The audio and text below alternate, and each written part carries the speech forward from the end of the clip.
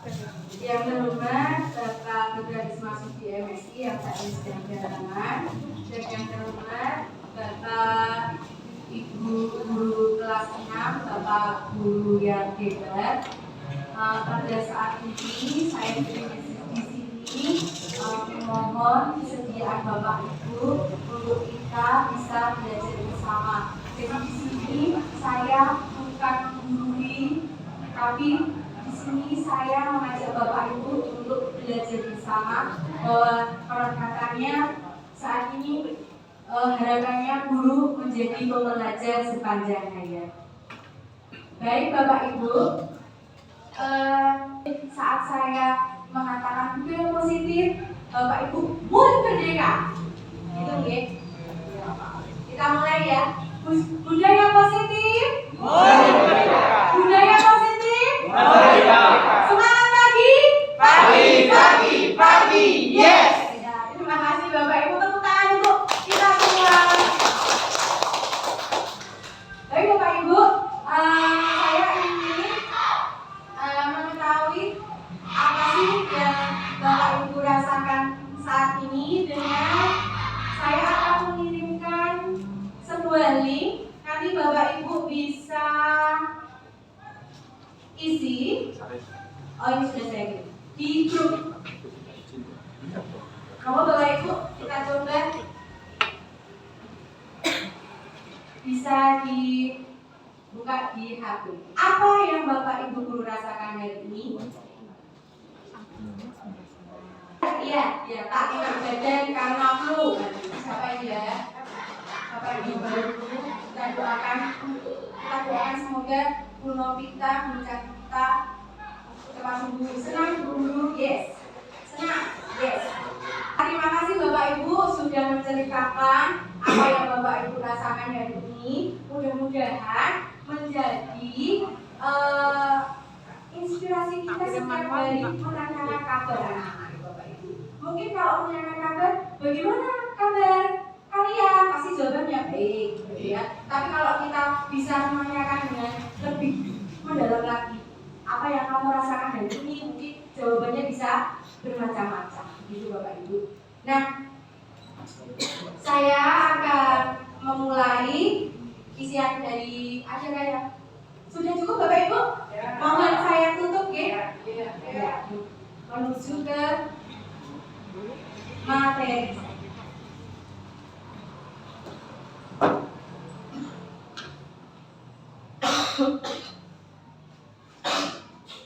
Bapak Ibu, saya akan lanjutkan.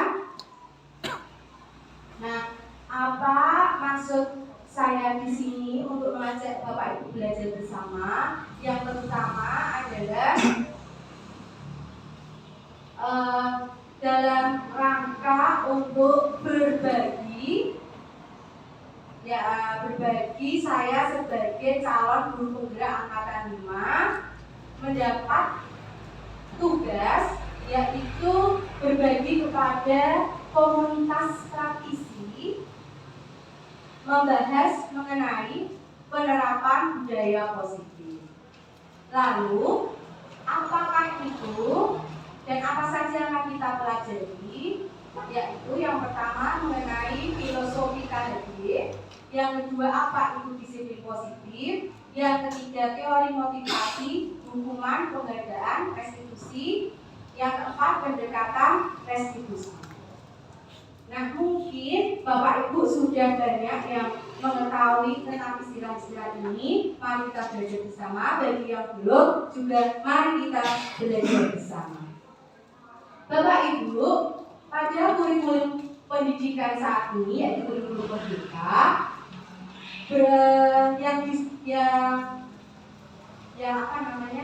yang sudah dilaksanakan, semua mencerminkan dari filosofi pemikiran KHD. Nah, bagaimana filosofi pemikiran KHD terhadap pendidikan di Indonesia? Yaitu pemikiran KHD yang menjelaskan bahwa tujuan pendidikan yaitu menuntun segala kodrat yang ada pada anak-anak agar mereka dapat mencapai keselamatan yang setinggi-tingginya, baik sebagai manusia maupun sebagai anggota masyarakat. KHD mengibaratkan peran pendidik seperti seorang petani atau tukang kebun. Anak-anak itu bagaikan kulit-kulit jagung yang ditanam.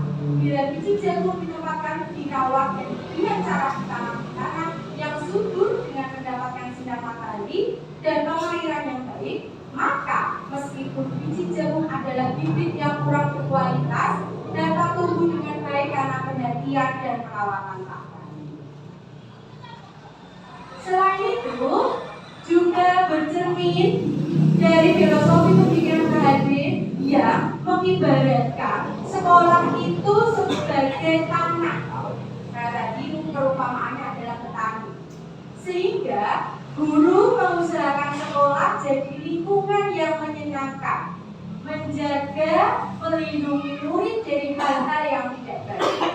Dengan pemikiran karakter murid tumbuh dengan baik, murid akan mampu menerima dan menyerap suatu pembelajaran bila lingkungan terasa aman dan nyaman, tidak ada tekanan-tekanan dari gurunya.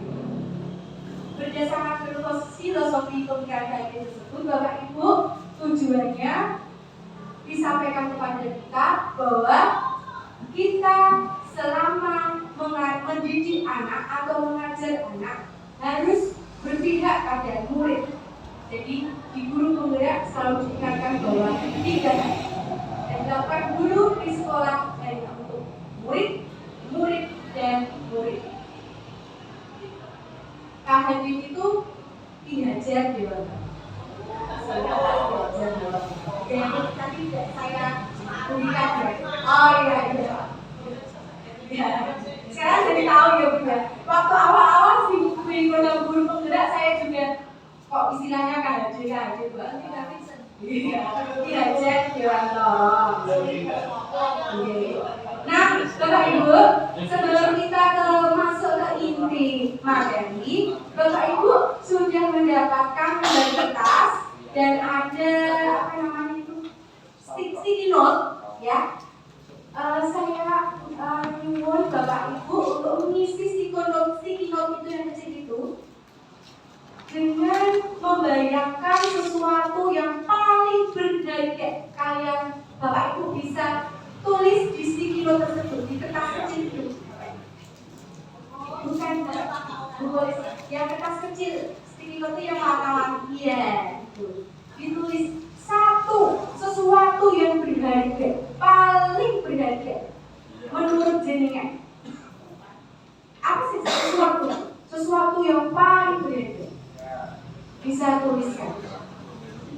Sesuatu yang berharga itu mungkin bisa jadi anak siap atau masak-masak, suami, anak, apalagi HP, bisa benda, bisa sesuatu yang lainnya. Apalagi Pak? Sesuatu satu aja.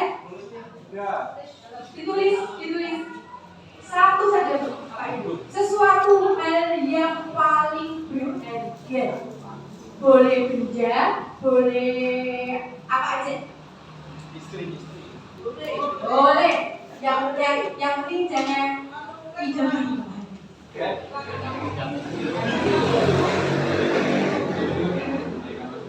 Sama Bapak Ibu? Kalau sudah, sekarang kita akan bermain kepal tangan namanya. Sesuatu yang berharga yang sudah Bapak Ibu tuliskan dulu tadi, tolong digenggam dan dikepak, ya, disimpan baik-baik. Jangan sampai ada yang mengambilnya, bahkan tahunya kanan atau boleh kanan atau kiri. Nah, ya, digenggam ya Bapak Ibu. Jadi yang mengerti, yang memahami, yang tahu hanya Bapak Ibu sendiri. Nah, karena ini permainan, jadi saya ingin ada partisipasi yang maju ke depan. Yang satu menjadi tokoh yang mengepalkan tangan, berusaha harus mengepalkan tangan. Lalu yang satunya berusaha merayu temannya itu tadi supaya mau membuka. Ya, siapa yang menjadi partisipasi? Ya, humoris pintar merayu. Menonton. Oh, baru tapi mati. Oh, Bapak Ibu. Aku juga pengen nawasin dulu dari Miss. Miss boleh dong kepo. Apa sih isinya? Makasih ya. Nanti pulang. Nanti kita lihat aja. Wah. Ya, Bu Is mau apa? Mau apa? Es krim. Permen. Tapi yang benar. Yuk. Buka dulu.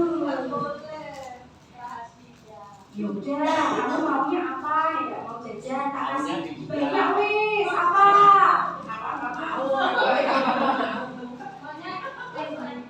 Ayo wis, buka aku kan pengen tahu. Ya, kamu maunya apa? Uang? Iya, jadi kalau dikasih uang, wis mau. Terus kalau udah tahu, capek lo ya. Capek lo wis ya. Ya wis. Boleh wis?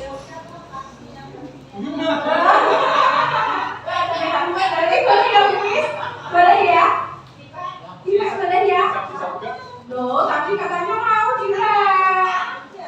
Enggak, kalau sudah aku tahu itu aku pengen pengen buat aku. Ya barangnya juga. Loh, gitu ya. Nanti tak bilangin loh kalau nggak mau. Nanti tak cegat loh di jalan nggak mau. Nanti tak tunggosi loh buat sepedanya. Ya, berarti Bu Is tidak mau membuka kepala tangannya. Adakah yang mau merayu Bu Is? Yuk, Bapak Ibu, mohon partisipasinya. Ayo Bu Is, kita. Bu, ya Bu Polis yang ya, merayu ya. Bu Polis merayu. Ayo Bu Is, kita. Ya. Ada sayang. Kenapa? Kok nggak mau diberikan? Oh ya apa-apa. Nanti cari lagi. Cari lagi. Apa-apa. Kan kalau sudah tahu ya tidak dirayu seperti ini. Nanti kan apa masalah? Iya. Kalau lihat sih aku tertarik. Pengen. Kalau bisa aku jadi penasaran. Ya bukan bisa aku merayu. Aku tidak pernah merayu. Biasanya saya merayu. Oh iya. Siapa di sini bapak-bapak yang bisa merayu? Ya. Mari, saya mau. Merayu. Pak juga yang baik. Mas mau merayu?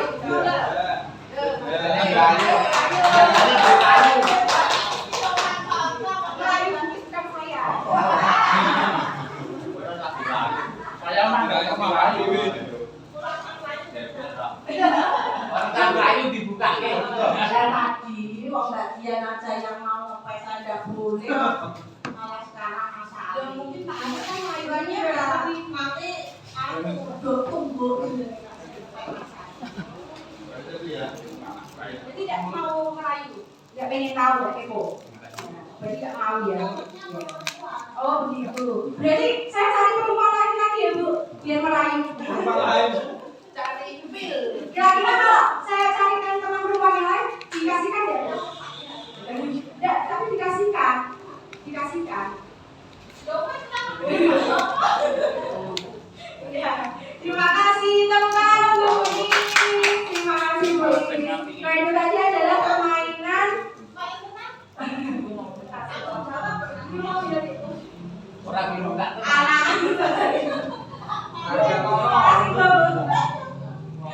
Ya, itu tadi adalah permainan kepala tangan Bapak Ibu. Mengapa sih bermain kepala tangan? Nah, permainan kepala tangan ini permainan kepala tangan ini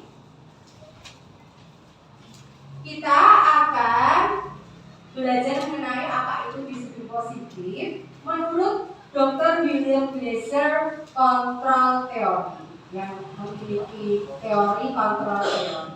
Nah, tadi saat kita berusaha meraih Bugis tidak mau membuka kepala tangannya. ada di akhir, karena mungkin rayuannya semakin dahsyat, semakin terus menekan, Bu Is mau membuka. Nah, artinya Bapak Ibu, kepala tangan tadi dibuka dan ditutup. Yang membuka dan yang menutup apakah atas kontrol kita? Tidak. Bukan. Siapa yang memutuskan untuk membuka dan menutup? Yang memutuskan membuka dan menutup siapa? Diri sendiri. Yang orang lain hanya ini berusaha merayu bagaimana mau membuka. Tapi saat Bugis pertama tidak mau membuka, kemudian mau membuka. Itu berarti keputusan dari Bugis, diri sendiri. Nah, Bapak Ibu, dari teori yang disampaikan atau menurut Dr. William Glaser menjelaskan bahwa pada dasarnya kita itu tidak dapat memaksa murid untuk berbuat sesuatu jikalau murid tersebut memilih untuk tidak melakukannya. Walaupun tampaknya guru sedang mengontrol perilaku murid, hal demikian terjadi karena murid sedang mengizinkan dirinya untuk dikontrol. Saat itu bentuk kontrol guru menjadi kebutuhan dasar yang dimiliki murid tersebut. Teori kontrol menyatakan bahwa semua perilaku memiliki tujuan, bahkan terhadap perilaku yang tidak disukai. Nah, teori tersebut disebut dengan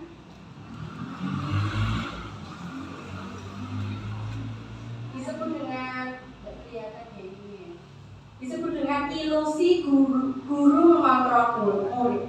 Mengapa disebut ilusi, Bapak Ibu? Karena selama ini kita menganggap bahwa murid itu di bawah kekuasaan. Ya Pak, gitu. Kamu harus ini, kamu harus itu. Padahal setelah belajar kepala tangan tadi menunjukkan bahwa yang berhak memutuskan atas membuka dan menutup tangan tersebut adalah diri murid sendiri. Jadi guru hanya sebagai kontrol. Jika murid menyatakan tidak, ya berarti tidak. Kalau murid menyatakan iya, berarti itu sesuai kebutuhan dasarnya. Itu Bapak Ibu. Nah, sekarang apa suasana positif yang sudah Bapak Ibu ciptakan di lingkungan sekolah berkaitan dengan disiplin positif itu tadi? Karena kita tahu ya Bapak Ibu, disiplin itu sering dimaknai dengan kepatuhan atau tata tertib, betul? Ya, kalau sudah mendengar kata disiplin, lalu kemudian ada rasa takut, ada rasa ketidaknyamanan. Begitu ya Bapak Ibu ya, karena tadi kita masih di bawah ilusi bahwa yang mengontrol murid adalah kita. Padahal tidak demikian. Menurut teori yang disampaikan oleh Dr. William Glaser, kontrol itu berada pada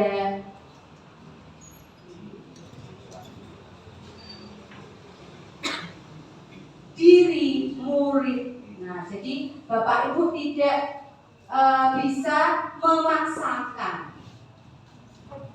Nah, apa suasana positif yang sudah Bapak ceritakan di ini? Kenapa ini kok merah ini?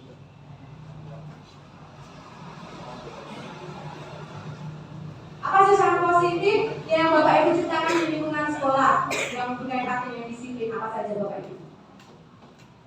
Yang sudah apa memiliki sekolah yang sudah dilaksanakan? Disiplinan apa?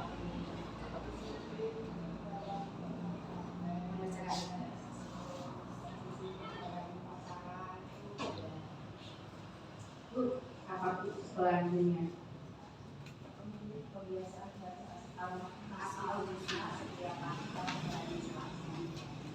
Pada dasarnya di setiap sekolah sudah melaksanakan kedisiplinan. Akan tetapi pertanyaannya, apakah itu disiplin yang memaksa? Apakah disiplin itu muncul dari dalam diri murid? Pertanyaannya begitu. Kalau yang terjadi di sekolah saya, sementara pasti diawali dengan paksaan. Pernah melihat belum Bapak Ibu? Waktu itu pernah mengatakan bahwa kalau tidak dimulai dari paksa, kapan akan mulai? Ternyata teori seperti tersebut salah ya Bapak Ibu. Kontrolnya itu berada di murid sendiri. Kita tidak berhak untuk memaksakan. Lalu bagaimana cara kita? Nah, berdasarkan Belajar Dewantara menyatakan bahwa di mana ada kemerdekaan, disitulah ada disiplin yang kuat. Sungguh pun disiplin itu bersifat self-disiplin, yaitu kita sendiri yang mewajibkan kita dengan sekeras-kerasnya. Tetapi itu sama saja, sebab jikalau kita tidak cakap melakukan self-disiplin, wajiblah penguasa lain mendisiplinkan diri kita. Dan peraturan itulah harus ada di dalam suasana yang merdeka. Dalam konteks pendidikan saat ini, untuk menciptakan murid yang merdeka, syarat utamanya adalah harus ada disiplin yang kuat. Disiplin yang dimaksud adalah disiplin positif yang memiliki motivasi internal atau dari dalam. Iaja juga menyatakan bahwa kedisiplinan ini juga memerlukan penguasa lain untuk mendisiplinkan. Akan tetapi harus dengan suasana yang merdeka.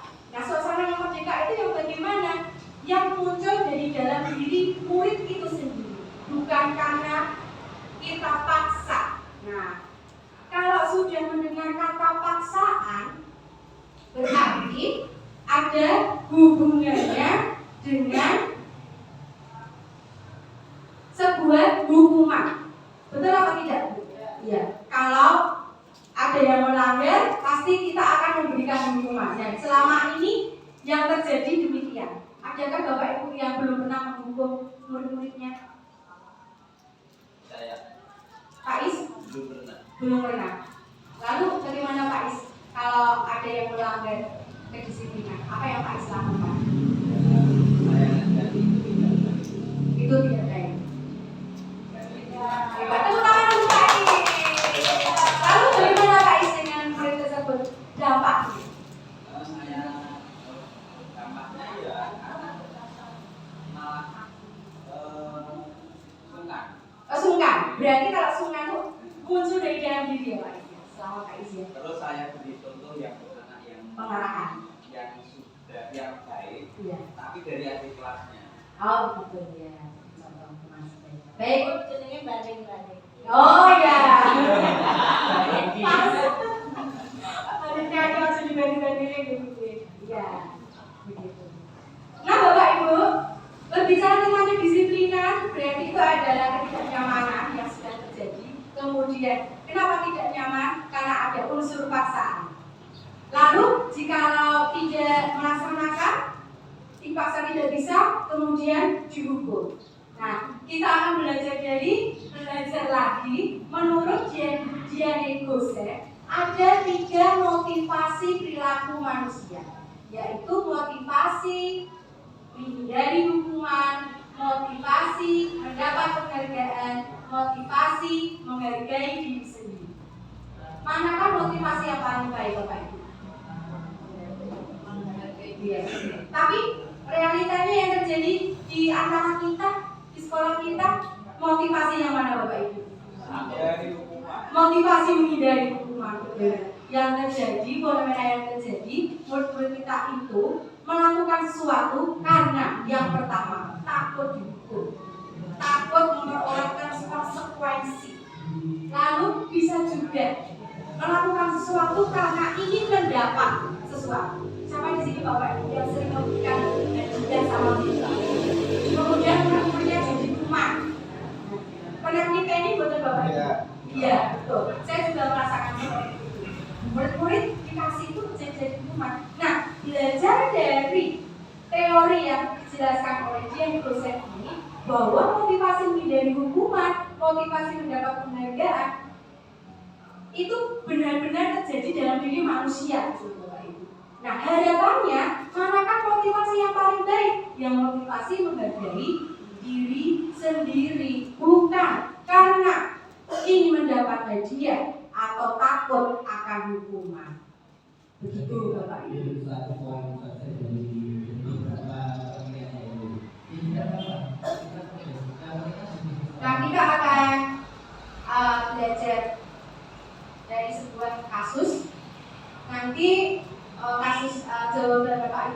yang pertama saja bisa ditulis dalam Padlet, B. Kasusnya IPA kurang menguasai pelajaran matematika, sehingga pada saat pelajaran tersebut berlangsung, dia lebih banyak berdiam diri atau menggambar di buku pelajarannya. Pada saat guru matematikanya, Pak Seno menanyakan pertanyaan IPA menjadi gugup dan tak sengaja menjatuhkan tasnya dari kursi, serta tiba-tiba menjadi gagap saat berupaya menjawab seluruh pertanyaan itu, Pak ya.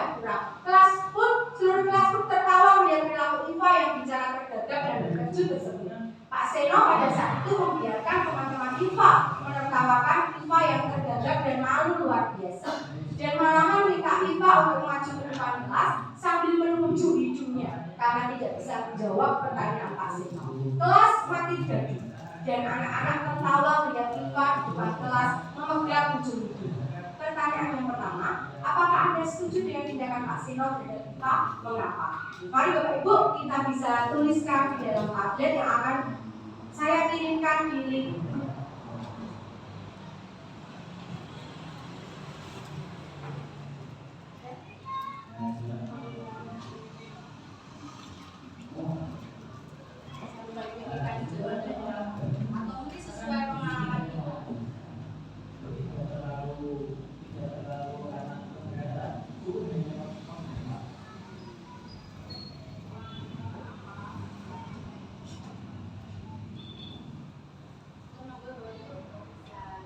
Mulai akses tentunya.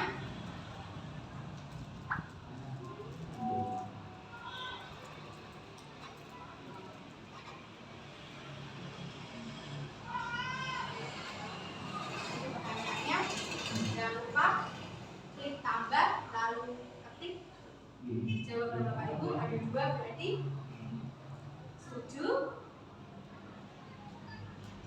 apa alasannya, lalu jika tidak setuju, apa alasannya.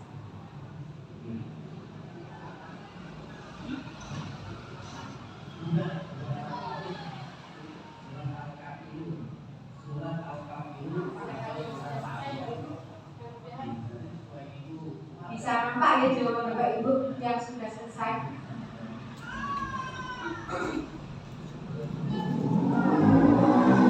Kalau membaca kasus tadi, kemudian kita jadi mengingat apa yang kita lakukan di kelas ya Bapak Ibu.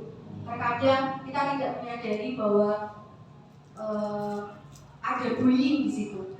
Kita tidak menyadari. Iya, hanya menertawakan, itu kan bullying ya polisi. Tapi karena kita terkadang fokus pada tujuan pembelajaran, jadi kita tidak menyadari bahwa itu bisa merusak mental aku. Tidak setuju karena dengan menunjuk hidung dapat membuat anak malu dengan temannya. Tidak setuju tidak Pak Seno membuat mental yang sedemikian ini. Jadi down bisa merasa malu di depan teman-teman karena tidak kasih.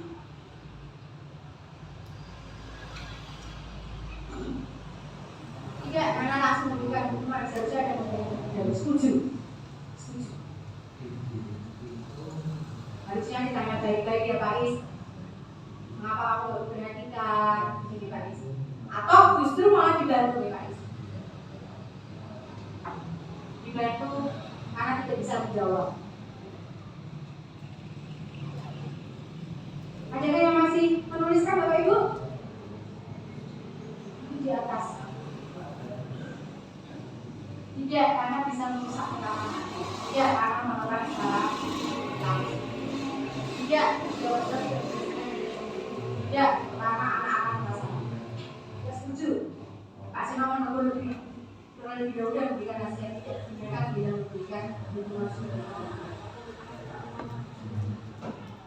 Ya, terima kasih Bapak Ibu untuk pendapatnya. Kita akan kembali ke materi. Atau Bapak Ibu ingin melihat lagi jawabannya? Atau masih ada yang mengirimkan jawaban belum? Ditunggu. Sudah? Biasanya sudah ya. Lanjut ke materi. Nah, Berarti kita sepakat ya Bapak Ibu bahwa tindakan Pak Seno tersebut terhadap siswanya seharusnya tindakan yang tidak boleh dilakukan sebagai pendidik, karena tadi dapat merusak mental. Kemudian yang kedua tidak bijaksana, lalu ada lagi tadi merusak hubungan, dan pada intinya semua tidak setuju. Nah, mudah-mudahan dengan kasus seperti ini dan kita sepakat tidak setuju menjadi introspeksi diri kita masing-masing ya Bapak Ibu, termasuk saya, karena terkadang kita lupa. Lalu pertanyaan kedua, menurut Anda tindakan Pak Seno kepada Iva adalah sebuah hukuman atau konsekuensi? Mengapa? Ada yang ingin menyumbangkan suaranya? 10 menit? Mau? Deketin mic-nya? Udah, sampai nih. Itu termasuk hukuman atau konsekuensi? Kalau menjawab hukuman mengapa? Konsekuensi mengapa? Ais, boleh berdiri di sini Ais?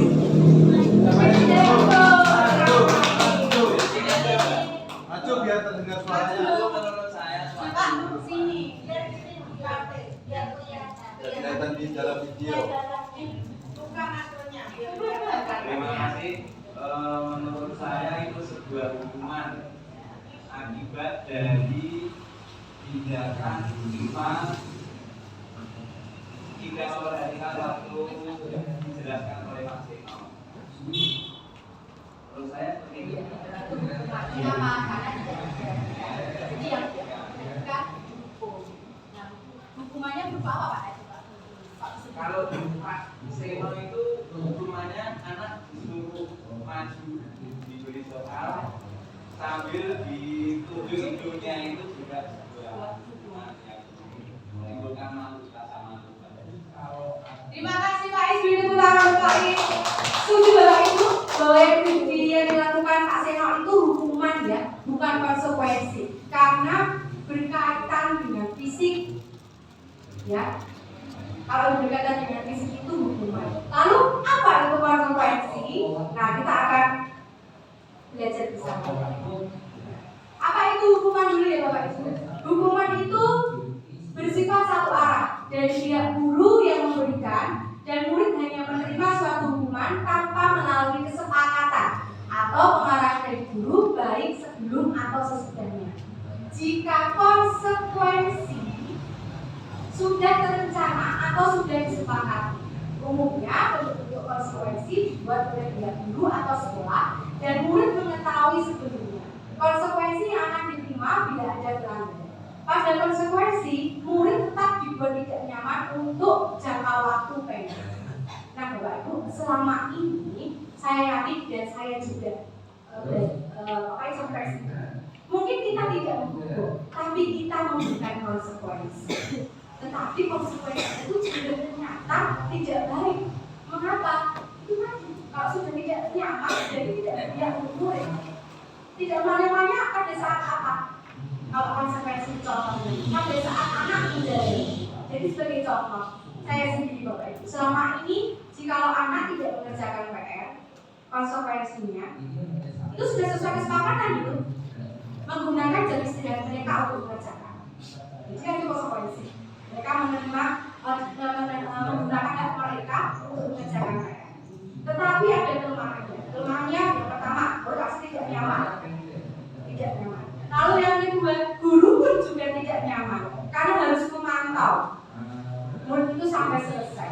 Dan kebanyakan yang terjadi tidak kemudian menjadi efek jerah, sama saja dengan hukuman. Murid itu akan melakukannya kembali pelanggaran-pelanggaran itu. Jadi tidak muncul disiplin positif dalam diri.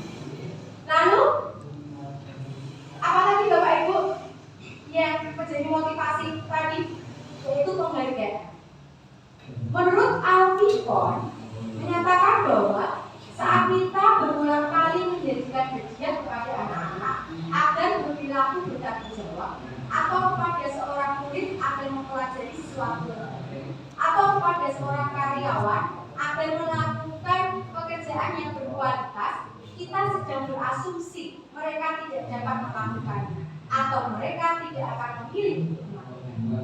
Nah, pemikiran dari Alkitab ini menyadarkan kita ya, jangan lagi memberikan penghargaan kepada anak. Karena saat kita memberi penghargaan atau reward, baik itu permen, uang, ternyata kita berasumsi bahwa dia tidak dapat melakukannya. Kita takut, kita udah ada rasa apa namanya? Sungguhnya dulu. Ini kata dia mesti mau. Kalau kita kasih sesuatu pasti tidak mau melakukan. Padahal kan jangan berasumsi. Jadi Alkitab ini jangan berasumsi dulu. Jadi penghargaan itu mengarahkan kita kepada asumsi tersebut.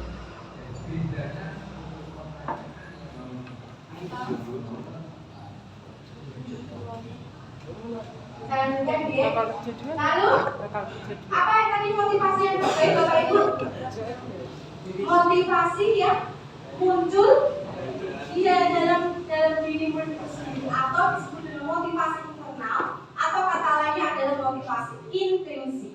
Nah, bagaimana langkah kita supaya memunculkan motivasi intrinsik murid, yaitu dengan restitusi. Restitusi itu apa? Restitusi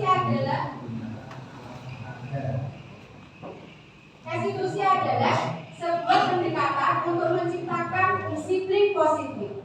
Restitusi adalah proses menciptakan kondisi bagi murid untuk memperbaiki kesalahan mereka sehingga mereka bisa kembali pada kelompok mereka dengan karakter yang lebih kuat. Restitusi juga adalah proses kolaboratif yang mengajarkan murid untuk mencari solusi untuk masalah dan membantu murid berpikir tentang orang seperti apa yang mereka inginkan dan bagaimana mereka harus memperlakukan orang lain. Harapannya itu Bapak Ibu dari penerapan budaya positif ini melalui langkah restitusi kita dapat menciptakan disiplin positif siswa.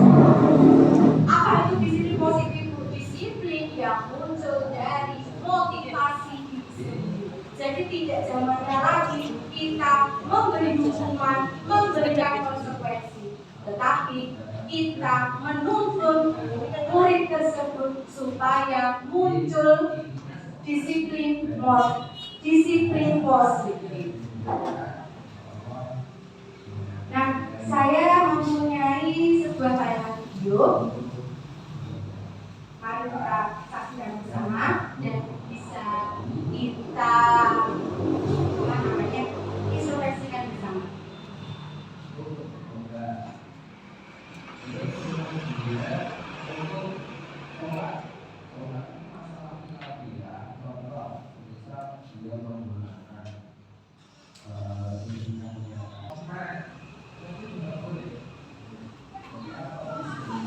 Sedih ya Bapak Ibu. Judulnya bikin belajar ya. Meskipun kita tidak tahu bahasanya dan sebenarnya kalau di sambil mendengarkan musiknya tambah mendayu-dayu rasanya. Bahasa Inggris. Bahasa Inggris yang kecil. Ini bukan dia. Kasihan ya.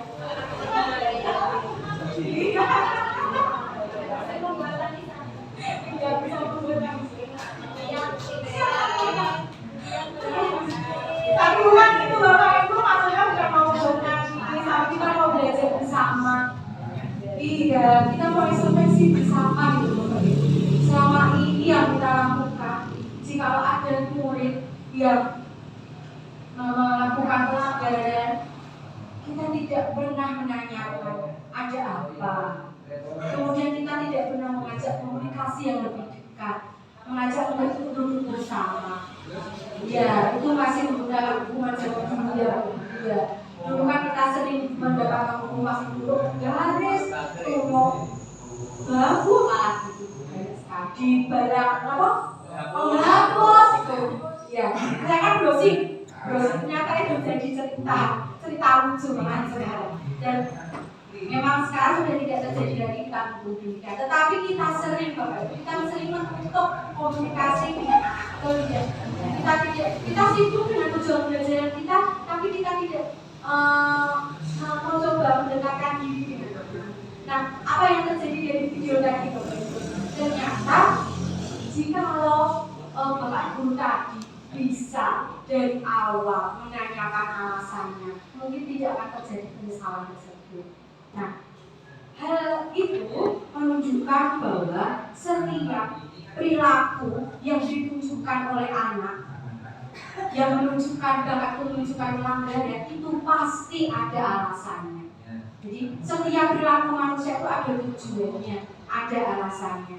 Oleh sebab itu Bapak Ibu, kita harus memahami mengenai restitusi atau pendekatan restitusi yang mengubah pola pikir kita bersama supaya tidak lagi menjadi penghukum atau memberi konsekuensi atau memberi penghargaan. Kita bisa duduk bersama mengadakan komunikasi yang lebih dekat dengan anak, yaitu menanyakan alasannya, tujuannya, sesuai dengan kebutuhannya. Lalu kita juga memberikan solusi yang terbaik untuk anak-anak.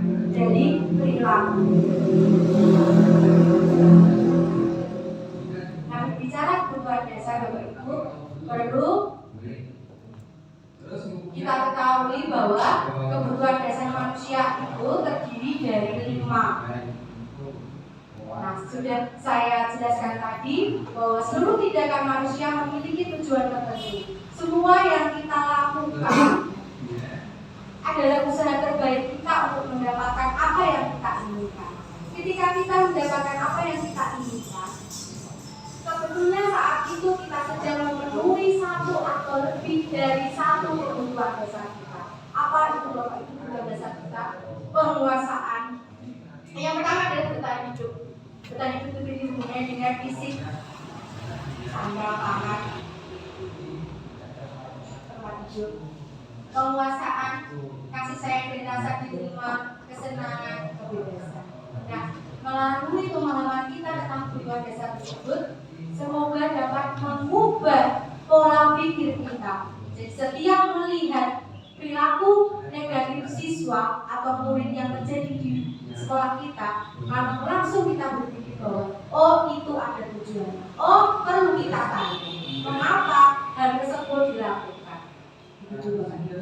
Nah, ini ada contoh pendekatan restitusi yang gagal. Bukan pendekatan restitusi yang gagal ya. Maksudnya kegagalan ini yang sudah kita lakukan atau sebelum mengenal pendekatan restitusi, yaitu yang sudah kita lakukan. Saya juga seringnya jikalau ada perilaku negatif siswa, apa yang terjadi? Menunjukkan kesalahannya dan meminta melihat kesalahannya baik-baik. Kalau harus melakukan sesuatu, ya iya toh, ngono toh, pasakno, lho wis mulai karo ngono kuwi. Baik itu kita sebagai guru, bahkan sebagai orang tua di rumah. Lalu mengatakan kamu seharusnya tahu bagaimana kamu seharusnya bertindak. Mengingatkan murid Anda akan kesalahannya yang sama di waktu sebelumnya. Kalau sudah salah, lalu diungkit-ungkit kembali kesalahan yang lalu. Bertanya padanya, kenapa kamu melakukan sesuatu yang seharusnya kamu tidak lakukan? Mengkritik dan mendiamkannya. Saking jengkelnya terkadang, oh dan bocah iso dikandani, yo wis kalau aku ya. Itu langkah menuju kegagalan kita untuk menciptakan disiplin positif. Nah, berarti langkah yang sukses bagaimana? Menggunakan pendekatan restitusi. Bagaimana sih pendekatan restitusi itu ciri-cirinya? Ciri-cirinya yaitu restitusi bukan untuk menebus kesalahan, namun belajar dari kesalahan. Berikutnya, restitusi memperbaiki hubungan. Restitusi adalah tawaran, bukan paksaan. Restitusi menuntut untuk melihat dalam diri. Restitusi mencari kebutuhan dasar yang mendasari tindakan. Restitusi fokus pada karakter. Restitusi itu menguatkan. Tadi kita sudah memahami ada 5 kebutuhan dasar yang mendasari tindakan. Lalu, bagaimana dengan restitusi fokus pada karakter? Nah, pada pendekatan restitusi ini Bapak Ibu, apa yang Bapak Ibu harus lakukan? Pertama adalah membuat keyakinan kelas. Apa itu keyakinan? Kalau mau berbicara keyakinan, pasti kita akan menyebutkannya dengan iman, agama, gitu. Tapi pada pendekatan restitusi ini bukan itu yang dimaksud. Keyakinan yang dimaksud adalah nilai-nilai kebajikan yang bersifat universal. Kalau di kurikulum 2013 kita belajar itu yang namanya itu ada integrasi. Iya, ini kan karakter, ada integrasi, bergotong royong, mandiri, dan masih banyak lagi. Nah, itulah keyakinan yang dimaksud, yaitu keyakinan yang bersifat universal atau nilai-nilai kebajikan. Nah, kalau kita belajar dari filosofi Ki Hajar Dewantara yang disingkatkan sebenarnya manusia itu diciptakan pada waktu masih bayi, ya. Kalau pemahaman dulu kan bayi itu umpama kertas putih, kertas kosong. Lalu tugas kita adalah mengisinya dengan coretan-coretan yang beda. Bapak Ibu diketahui bahwa itu paradigma yang sama, pola pikir yang sama. Ternyata belajar di pemikiran Kak Haji, anak itu, bayi, anak atau bayi, itulah bukan umpama kertas putih kosong, tetapi kertas yang sudah terdapat goresan-goresan. Akan tetapi goresan tersebut belum jelas. Lalu tugas kita adalah menebalkannya. Nah, goresan-goresan yang belum jelas itu goresan yang seperti apa? Goresan nilai-nilai kebajikan. Jadi manusia diciptakan itu pada mulanya semua baik, tidak ada yang jahat. Jadi tugas guru adalah menuntun anak dengan menebalkan garis-garis sama tersebut. Bagaimana cara menebalkan garis-garis sama tersebut? Dengan menerapkan budaya positif. Salah satunya adalah keyakinan kelas, di mana keyakinan itu berisi nilai-nilai kebajikan yang bermanfaat untuk murid di kehidupannya sebagai anggota masyarakat. Begitu Bapak Ibu. Nah, keyakinan tersebut bisa kita buat dalam bentuk apa? Dinamakan keyakinan kelas.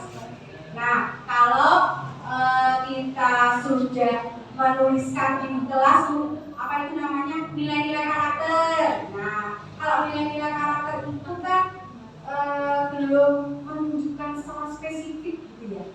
Jadi mandiri, tanggung jawab, ini gotong royong. Tapi kan belum menunjukkan apa sih mandiri itu, apa sih tanggung jawab itu.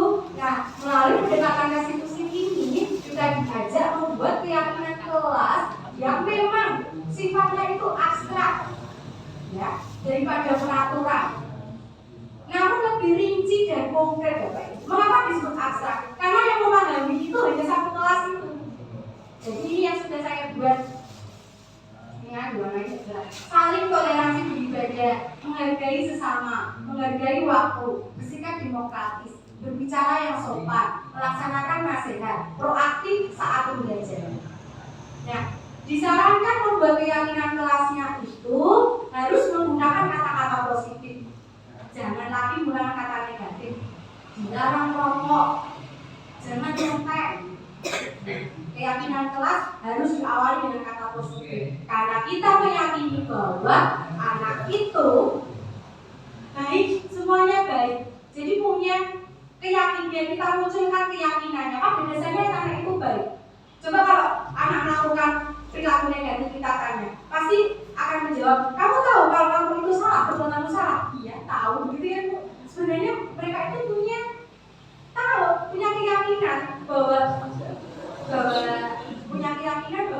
ada hal baik yang mereka bisa lakukan. Nah, hal baik tersebut kita bisa tuliskan dalam bentuk keyakinan kelas. Bagaimana menulisnya? Sebagai contoh seperti itu, Bapak Ibu. Jadi cukup membuat 5 atau 7 saja. Nah, kalimatnya harus yang bermakna positif pertama. Yang kedua, yang mudah dihafal.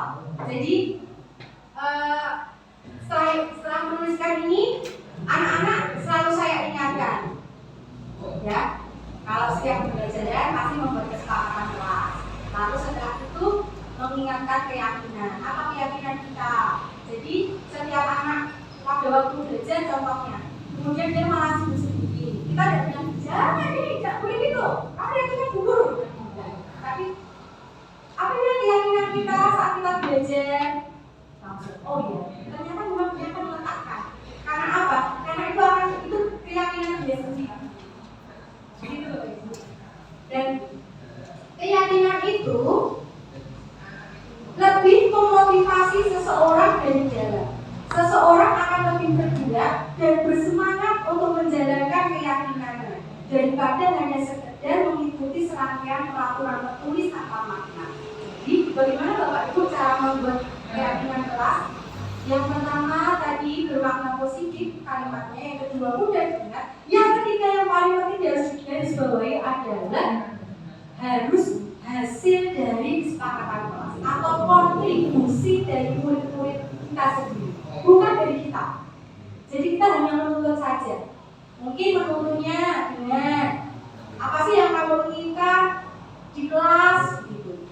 Oh Bu, saya itu sering dibully sama temannya, contohnya. Oh berarti kita buat keyakinan apa ya supaya kita itu tidak saling mengejek temannya, kemudian mengucapkan kata menghargai sesama. Terus muncul lagi masalah Bu, aku tuh kalau pendapat senangannya kok itu toh hehehe. Kita sering gitu ya, ada yang pendapat, aku sih aneh gitu ya. Nah, ya kita itu. Jadi kita ingatkan bahwa kita harus bersikap demokratis. Artinya jika ada teman yang berpendapat, bagaimana sih kita sebagai pendengar yang baik itu?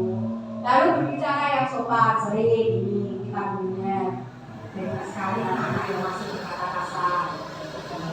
Melaksanakan nasihat, maksudnya melaksanakan nasihat itu kalau dalam pembelajaran pasti kita menyisihkan sedikit-sedikit ya Bapak Ibu.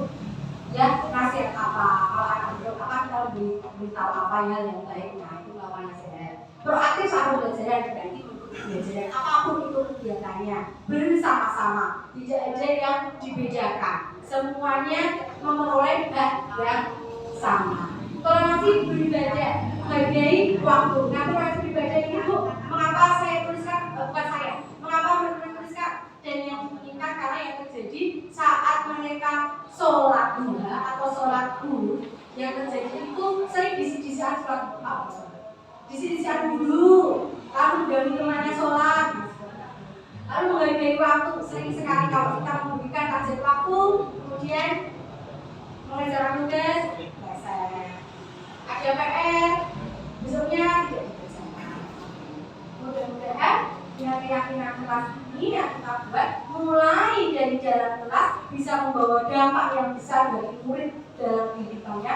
Yang pertama di kelas dan samanya itu sebenarnya temannya satu kelas, kemudian berdampak di sekolah karena sudah menjadi keyakinan, kemudian muncul dari dalam diri, lalu berdampak bagi murid di dalam anggota masyarakat.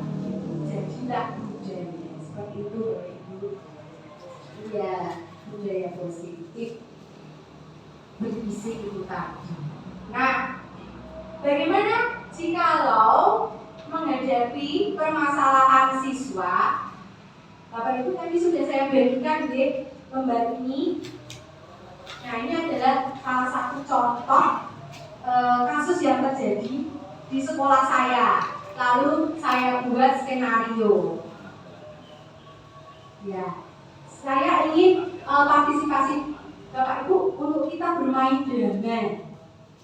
Jadi saya membutuhkan partisipasi berapa orang ya? Bisa aku pinjam sebentar ya?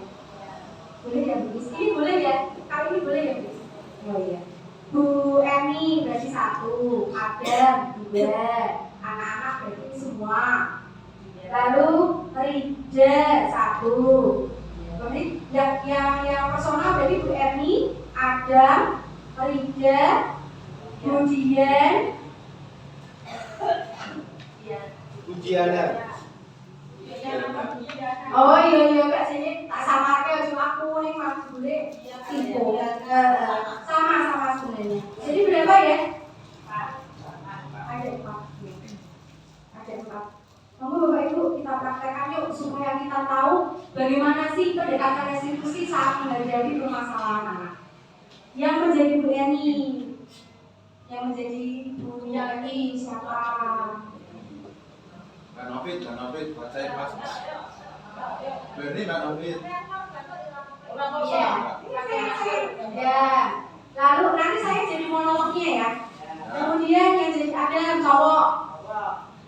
Pak Bowo. Oh ya. Yo, Pak Bowo. Oke siap. Yang lain jadi anak-anak. Ya selain Budian dan Rida. Budian siapa? Budian aja jangan Budian. Budiannya. Pak Topik. Budiannya. Terus Rida yang jadi Rida. Rida itu laki-laki apa perempuan? Perempuan.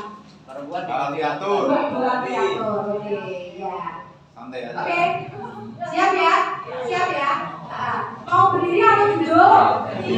Mau berdiri. Ya, ayo, maju yang ini bermain yang bermain peran. Ya selain anak-anak, berdiri maju. Ya, beri tepuk tangannya. Semangat. Ayo, ada. Duduk aja. Tapi kayak di profil sedikit ya Bapak. Ya saya monolognya ya. Pagi yang cerah, tampak murid-murid berdatangan ke sekolah. Yang satu obrolan. Bel pun berbunyi menandakan kegiatan pembelajaran dimulai. Kali ini, kegiatan pembelajaran kelas 6 tidak seperti biasanya bersama guru kelas. Oleh karena Ibu Diana sedang ada tugas dinas tapak mulai sekolah.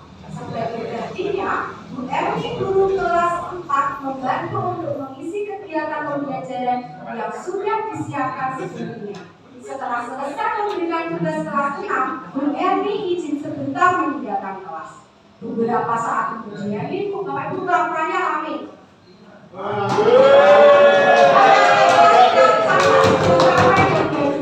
Anak-anak bergurau dengan temannya. Ada juga yang berlarian di dalam kelas. Hingga tidak menyadari Bu Erni tidak menyadari tampak dari jendela. Jadi sudah bersama ini siapa yang Bu Erni kesini ya. Kapan dari jendela Bu Eni melihat kegaduhan dan menuju pintu kelas 6 yang tertutup. Namun saat Bu Eni berusaha membuka pintu dan berhasil dibuka, tampak Adam jatuh terkena dorongan pintu.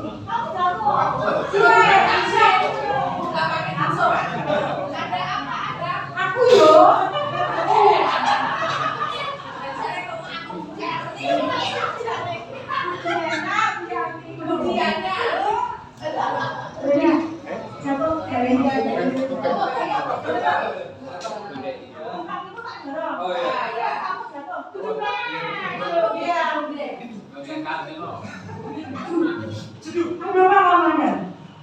Kenapa kamu jatuh? Apa kamu yang menahan itu? Tidak. Saya tadi ambil loceng di belakang gitu. kurang galak. Udah begitu? Larang lu ingat itu.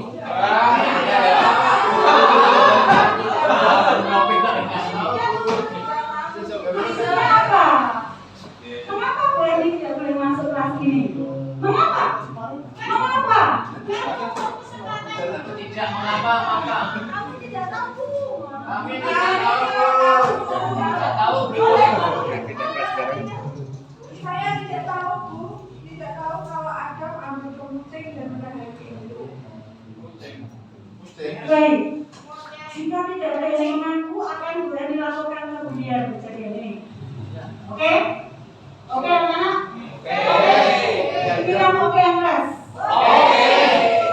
Coba dulu. Bel masuk istirahat kedua berdulu. Karena Diana telah mendengar cerita kejadian tadi pagi dan curah hati dia. Selamat siang. Siang. Masih semangat untuk belajar? Bulan ini marah, Bu. Baik. Karena Sebelum belajar, ujian ini dengar apa cerita di kelas tadi pagi? Bu Eni marah, Bu. Bu Eni marah, Bu. Bu marah karena saat masuk pintu tidak bisa dikawal, didorong dan ada terjatuh. Di belakang itu bukan yang itu belakang fitnah. Kalau dari tahun dorong itu dan saya Ya, Bu. Ya, Bu. Kami tidak tergoda masuk. Baik.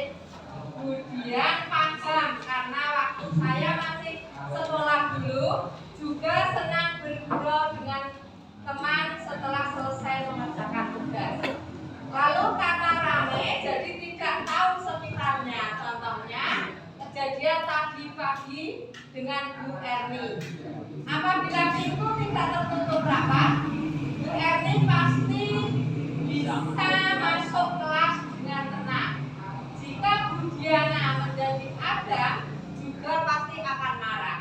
Karena semua mengira Adam yang menahan pintu dan kebetulan bersamaan Bu Erni mau masuk kelas lalu jadi salah paham. Akan tetapi baiknya marah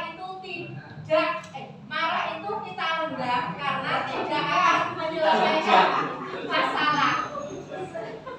Nah, apa yang akan lakukan?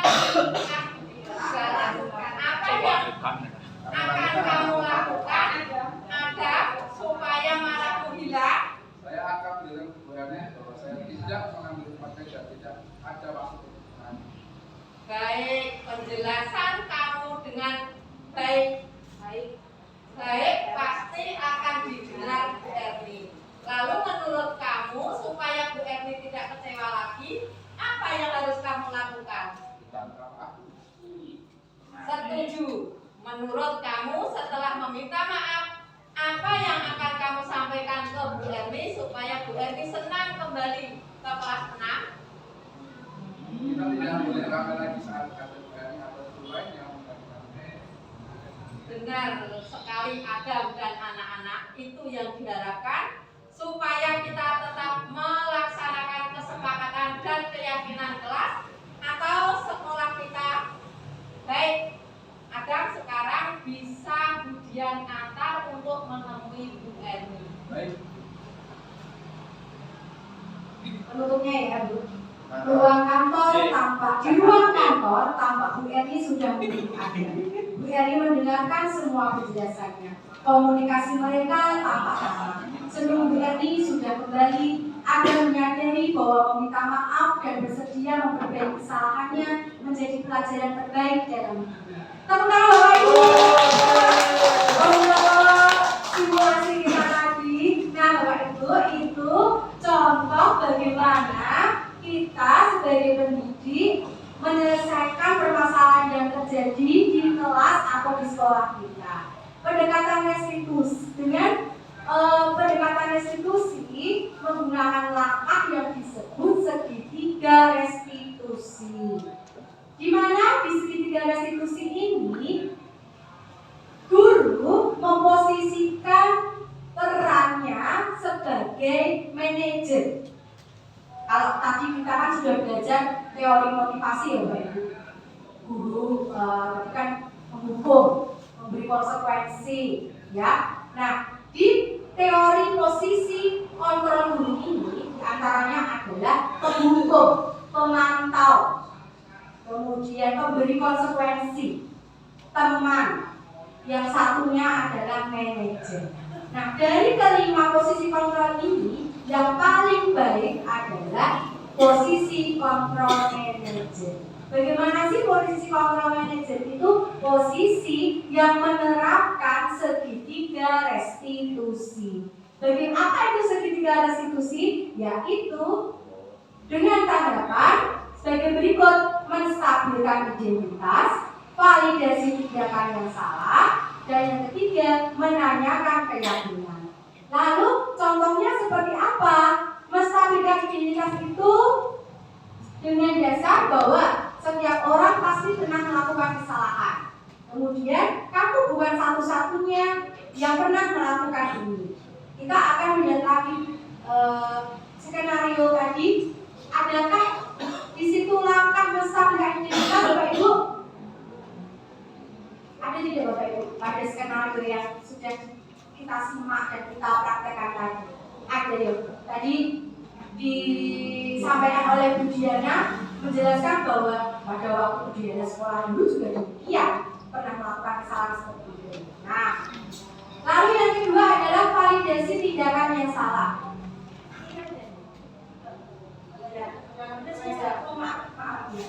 Lalu validasi tindakan yang salah dengan dasar bahwa kamu tentu punya alasan mengapa melakukan itu. Adakah cara yang lebih efektif untuk mendapatkan apa yang kamu butuhkan? Pada skenario tadi sudah ada belum Bapak Ibu? Punya alasannya, tadi kan dijelaskan. Ternyata tadi itu dia mau mengambil kemoceng, bukannya. Iya betul, dan tidak tahu saking ramenya, kesalahannya kan karena rame. Ya, gitu. Lalu yang ketiga menanyakan keyakinan. Seperti dengan dasar bagaimana menanyakan keyakinan tersebut, keyakinan kelas apa yang telah kita sepakati. Tadi sudah diberikan oleh ujian yaitu mengingatkan kembali. Lalu kamu ini menjadi orang seperti apa? Nanti janji bahwa dia akan tidak melakukan kesalahan itu lagi dengan tidak rame jikalau ada guru pengganti di kelas.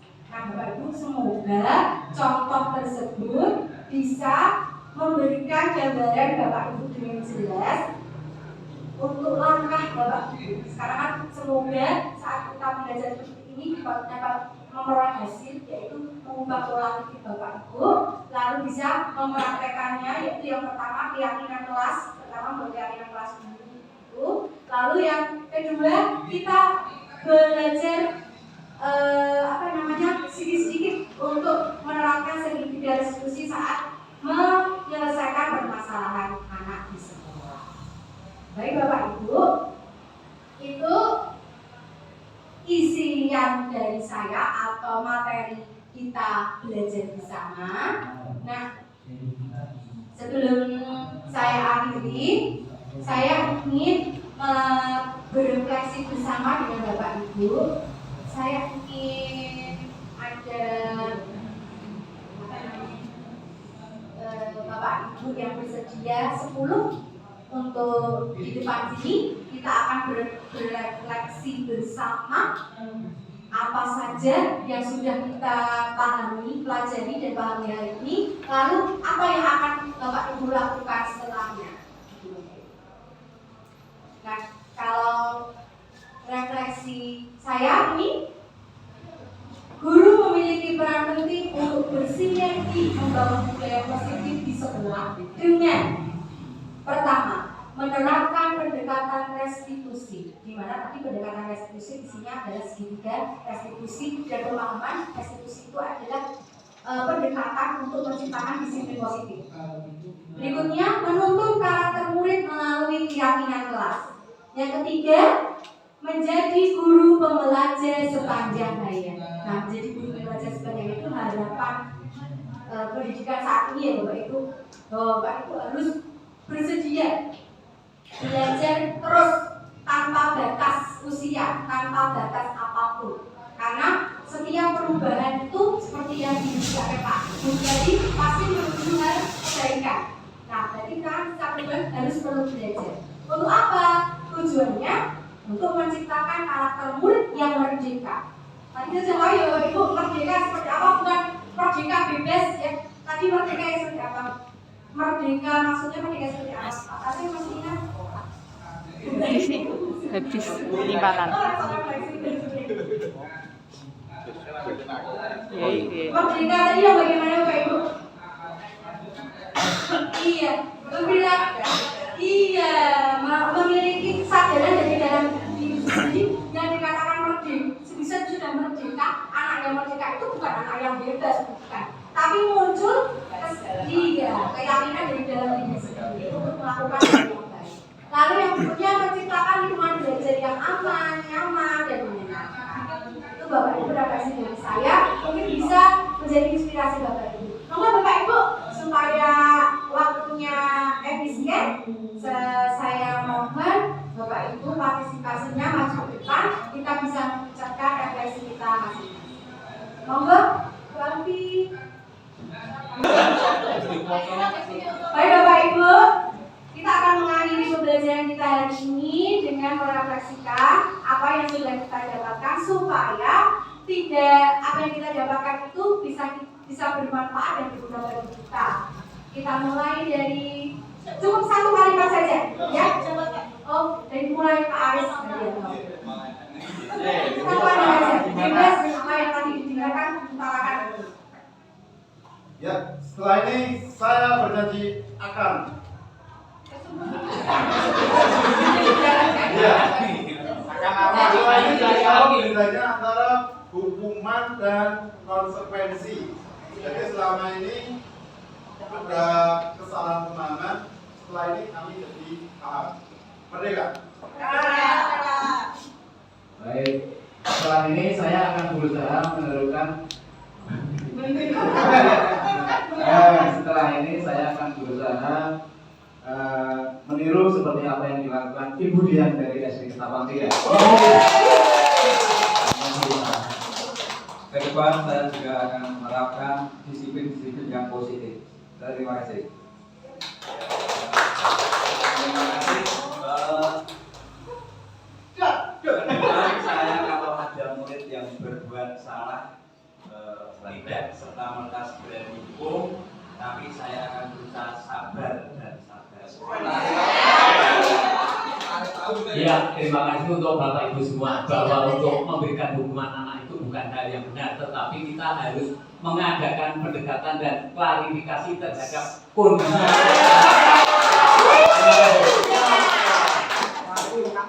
Setelah mengikuti Saya tidak selalu membanding-bandingkan. menjadi guru yang senantiasa dirindukan kehadiran saya oleh siswa kita. Merdeka, merdeka. Bagus sekali tadi materi yang disampaikan oleh Bu Dian, dan kita semuanya akan merefleksi, khususnya saya akan merenungkan betapa banyak sekali dosa-dosa saya selama yang belum membedakan antara hukuman dan konsekuensi. Merdeka.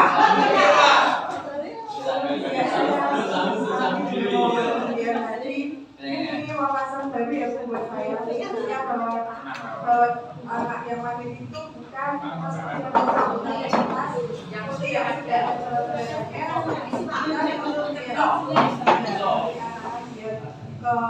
kebaikan juga ya Bu ya. Jadi saya setuju sekali untuk membuat seperti tadi keyakinan kelas. Terima kasih ilmunya Bu Dian. Setelah ini saya akan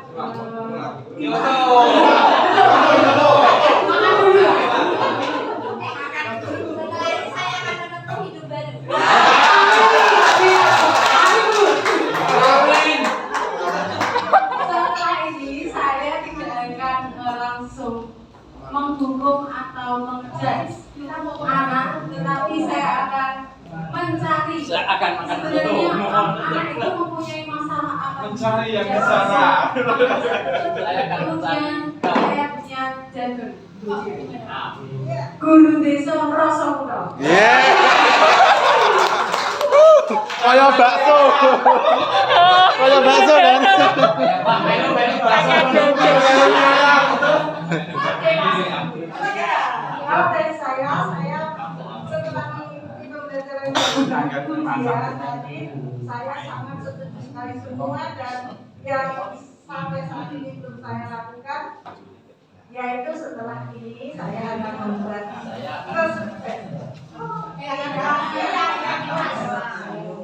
itu yang belum pernah saya buat, dan nanti insya Allah akan saya buat. Merdeka! Merdeka!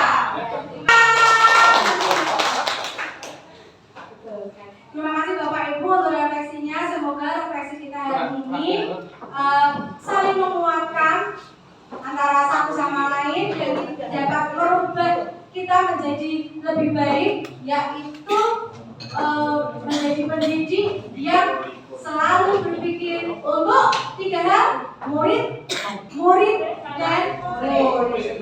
Berpihak untuk murid. Budaya positif, murid merdeka. Budaya positif, murid merdeka. Budaya positif, murid merdeka. Terima kasih Bapak Ibu. Wassalamualaikum warahmatullahi wabarakatuh. Saya kembalikan kepada Pak Ketua.